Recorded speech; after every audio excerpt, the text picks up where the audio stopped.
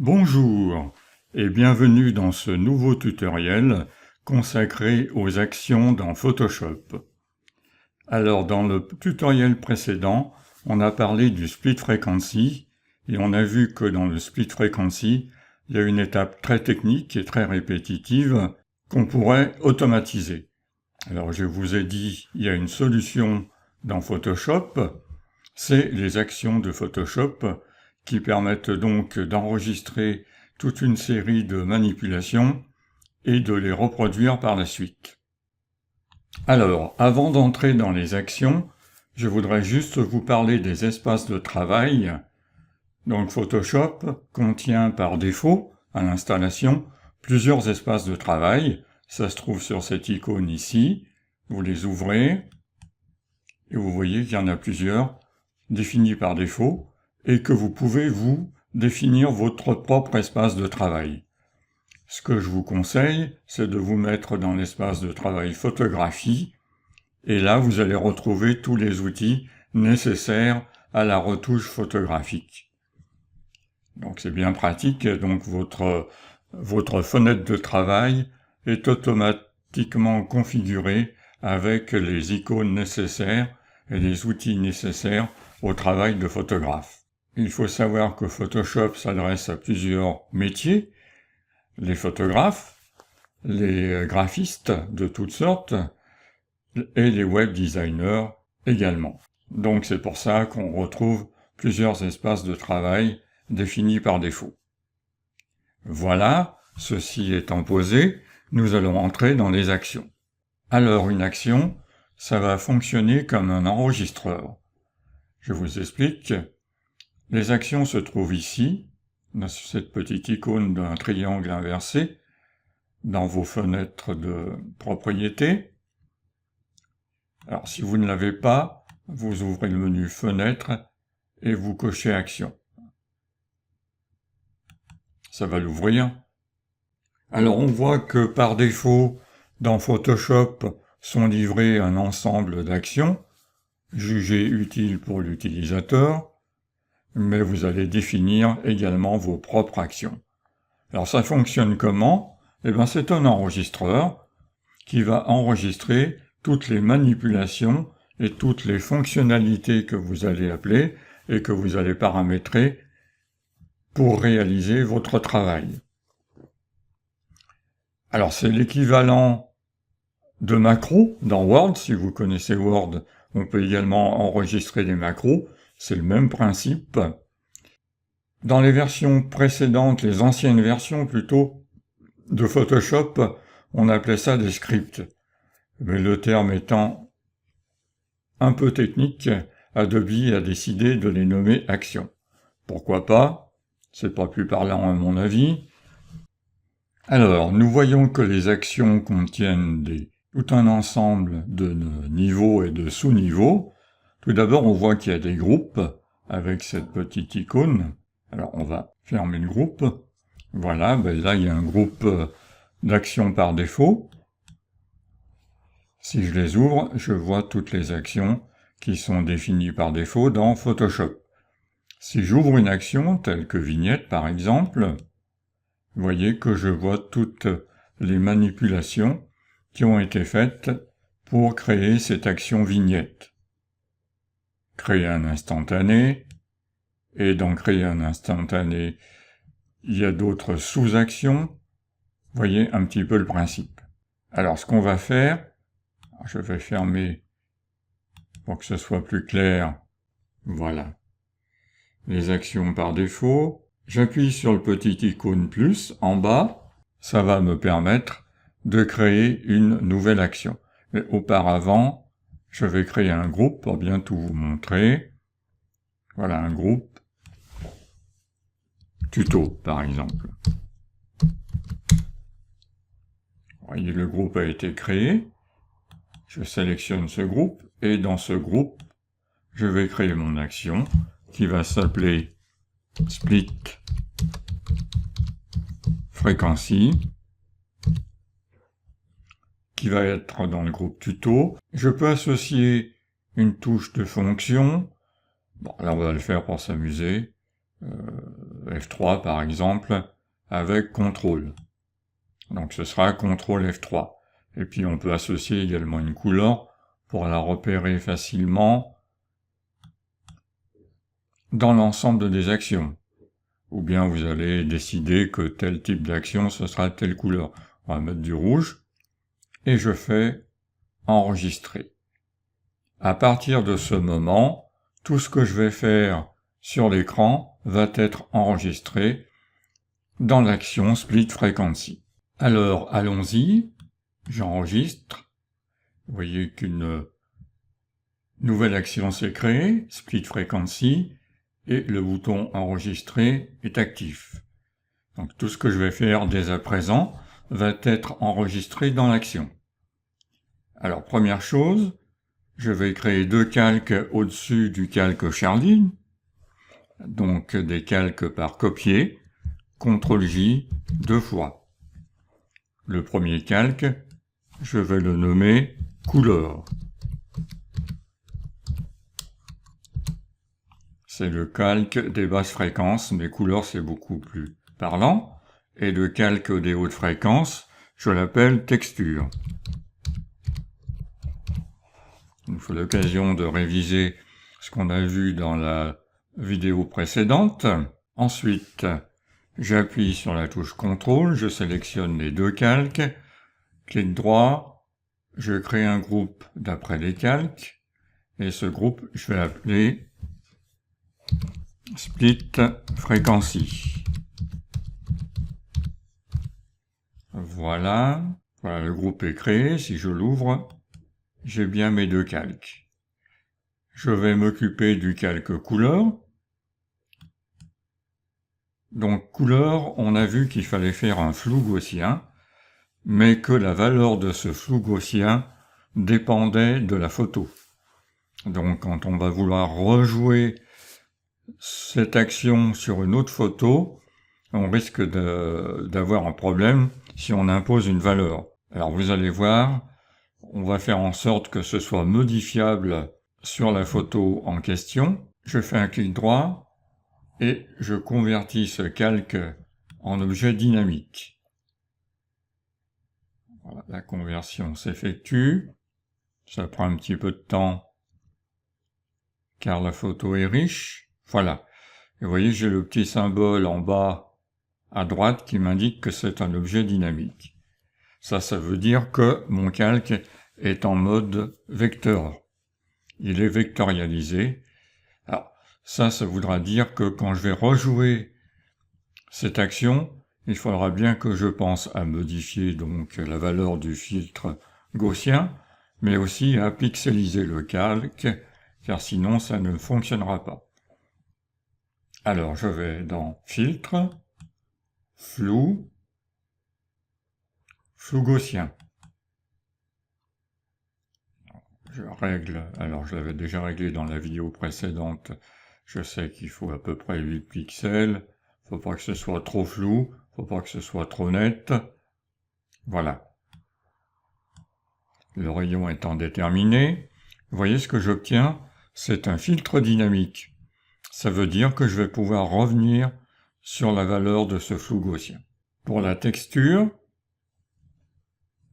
on va dans le menu Images, on va appliquer une image, et vous vous souvenez, il faut servir plein de valeurs ici.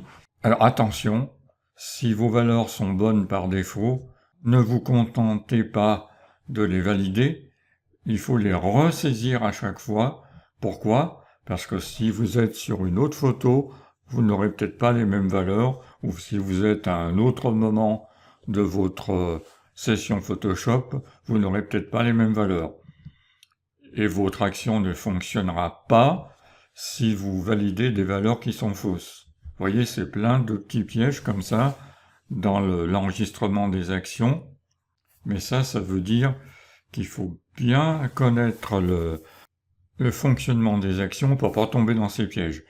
Je vous assure, quand vous en aurez fait quelques-unes, vous allez vite comprendre où sont les pièges. Alors, le calque, on va mettre le calque couleur.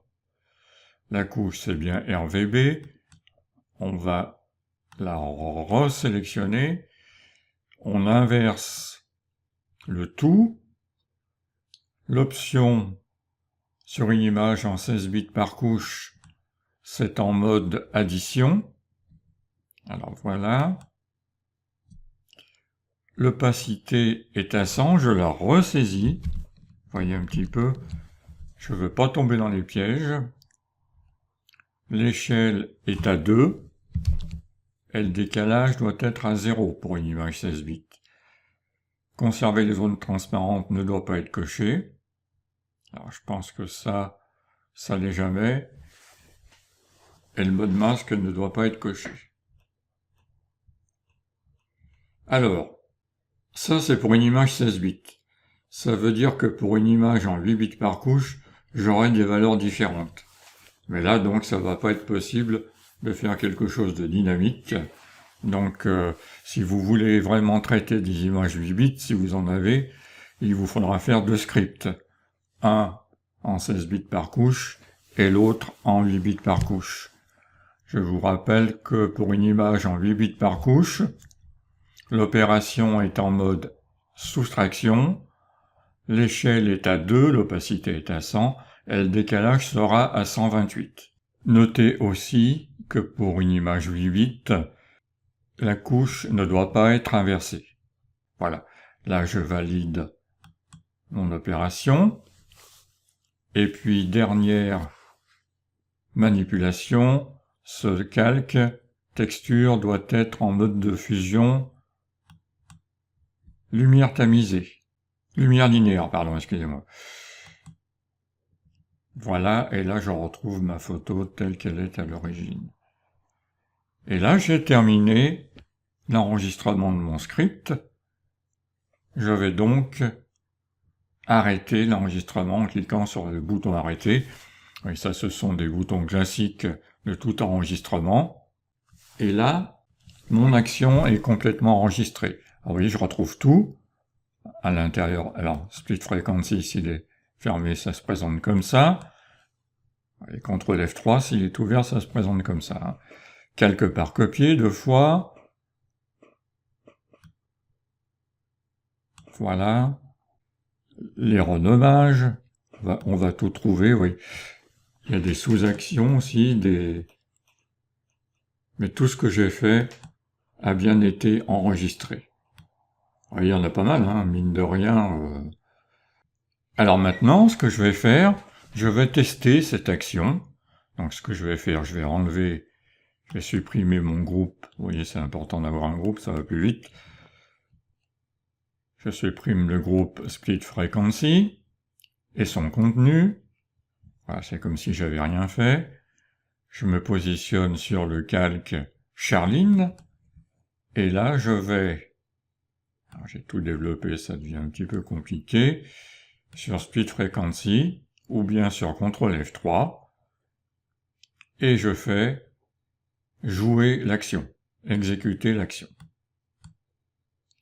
Et vous voyez, en peu de temps, c'est instantané quasiment, il a créé mon ensemble de calques, et je retrouve bien ce que j'avais fait. Alors là, je suis donc... on fera sur une autre photo après, hein.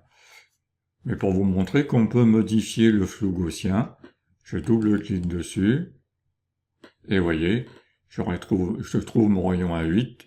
Si je pense que c'est pas bon pour cette photo, je peux le modifier. D'accord? On va le modifier pour la forme. Par contre, si je veux que ça fonctionne par la suite, si je veux appliquer mes modifications de couleur, il faut que je repixelise le calque. Alors, je fais clic droit, pixeliser le calque. Voilà. Et là, j'ai un calque parfait. Alors, il vous faudra bien penser à pixeliser votre calque quand vous allez l'exécuter. Quand vous allez exécuter l'action, pensez bien qu'il faut repixeliser le calque couleur après avoir modifié la valeur du flou gaussien. Alors, ce qu'on peut faire pour pas tomber dans ce piège, pour pas oublier, vous pouvez mettre une boîte de dialogue à la fin de l'exécution de votre script. Votre action, hein. J'ai gardé le terme script à l'esprit, mais c'est devenu action maintenant. C'est ça les vieux informaticiens et les vieux photographes. Voilà, donc sur la dernière manipulation, je me positionne dessus. Je vais être sur cette petite icône en haut de la boîte de dialogue. J'ouvre un menu et là je vais insérer un point d'arrêt. Donc ça va afficher un message qui va me servir de pense-bête.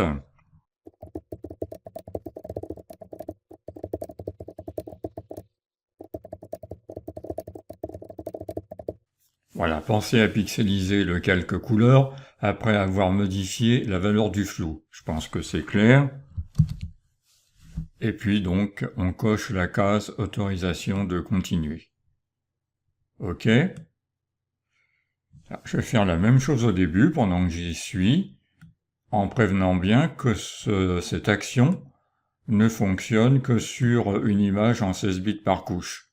Si vous faites une autre action en 8 bits par couche, vous pourrez faire le même message d'avertissement. Alors je me positionne peut-être ici, voilà. Non, au tout début. J'espère que ça va marcher. Insérer un point d'arrêt.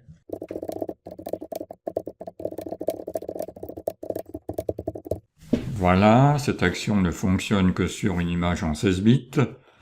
Autorisation de continuer. OK. Voilà, et mon script doit fonctionner correctement maintenant, il est très complet. Alors, petit problème, il m'a créé donc ma boîte de dialogue à la fin du script. Bon, c'est pas un problème, vous allez voir, parce qu'on peut en fait déplacer une étape à l'intérieur de l'action. Alors, je vais remonter, s'il veut bien me permettre de le faire. Je vais remonter la boîte de dialogue au début du script, de l'action, bah, décidément j'y arrive pas. Hein. Voilà, et là ça devrait fonctionner. Alors ce qu'on va faire, pour vraiment tester ce script, on va le faire sur une autre photo. Voilà, alors là j'ai ouvert une autre photo, je vais dupliquer l'arrière-plan. Pensez à toujours le faire, on ne travaille jamais sur l'arrière-plan directement.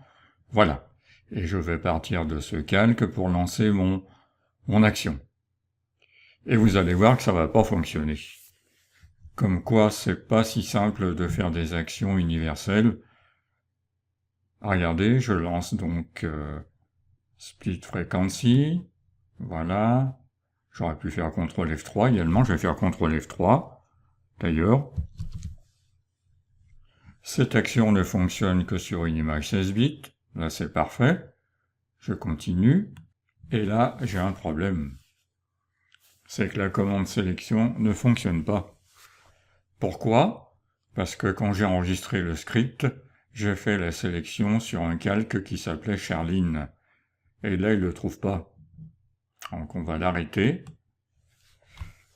Alors une solution pour corriger ce problème, ça va être de rajouter un petit texte dans la boîte de dialogue du départ en demandant à l'utilisateur de renommer son calque en Charline. C'est pas si simple que ça de penser à tout. Le mieux, enfin, une des solutions, ça consiste à modifier la boîte de dialogue du départ. C'est ce que je vais faire. Alors, c'est celle-ci. Je l'ouvre. Vous voyez, on peut très facilement modifier certaines étapes. Je double-clique sur le message, et là je rajoute renommer le calque de départ, comme ça au moins c'est clair, en Charline avec une majuscule au départ. Voilà, je fais OK. Et alors là, bon, bah, je suis bon, hein, parce que j'ai arrêté l'exécution de l'autre. Je relance l'exécution. Et vous voyez, cette action ne fonctionne que sur une image 16 bits, renommer le calque de départ en Chardin. J'arrête le script momentanément. Je renomme en Chardin. Et je relance donc mon action. Et non pas mon script, mais je crois que j'y arriverai jamais. Pensez à pixeliser le calque après avoir modifié la valeur du flou, c'est parfait. Et voilà. Et là, ça fonctionne. L'idéal, pour que mon action fonctionne sur toutes les photos, il faudrait en créer une nouvelle, la même que celle que je viens de créer, mais simplement en ajoutant quelques opérations au début du script. Regardez ce que je vais faire. Donc là, je vais faire CTRL-J pour dupliquer mon calque, par copier. Voilà. Et puis, au départ de l'enregistrement, ce que je vais faire, je vais passer cette image en 16 bits par couche. Alors, ce que je vais faire d'abord, pour vous montrer que ça va bien marcher, je fais mode, je la passe en 8 bits par couche. Voilà. Alors, imaginez que j'enregistre à nouveau mon script. Je fais image, mode, je coche 16 bits par couche. Si elle est déjà en 16 bits par couche, ça va rien modifier. Par contre, si elle est en 8 bits par couche, ça va bien la passer en 16 bits par couche. Ensuite, ce que je vais faire, je vais renommer le calque actif, pour pas avoir d'ennui avec mon problème de nommage, mais je vais le faire par le menu calque, renommer le calque, et là vous voyez, je vais l'appeler par exemple base split. Voilà. Et puis j'enregistrerai l'action comme je l'ai enregistrée auparavant. Alors, je l'ai fait en mode off, je ne vais pas vous imposer un nouvel enregistrement, ce serait trop long et ça ne vous apporterait absolument rien, et vous allez voir que ça fonctionne très bien. Alors, ce que je vais faire, je vais renommer ce calque en truc, par exemple. Je vais repasser mon image en mode 8 bits. Voilà. Et je vais exécuter mon script. J'ouvre mes actions. Alors, vous voyez, c'est compliqué parce que j'en ai plusieurs. C'est difficile de s'y retrouver. Alors, une petite astuce, c'est de cliquer sur la fenêtre des propriétés de votre fenêtre action. Voilà. Et là, vous choisissez le mode bouton. Et vous voyez, je vois que mes actions avec le code couleur, d'où l'intérêt du code couleur que je vous ai présenté tout à l'heure.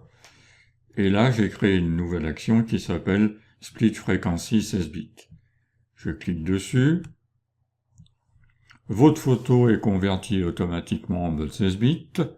Merci de bien activer le calque de départ du Split Frequency, pour être sûr que l'utilisateur est sur le bon calque de départ.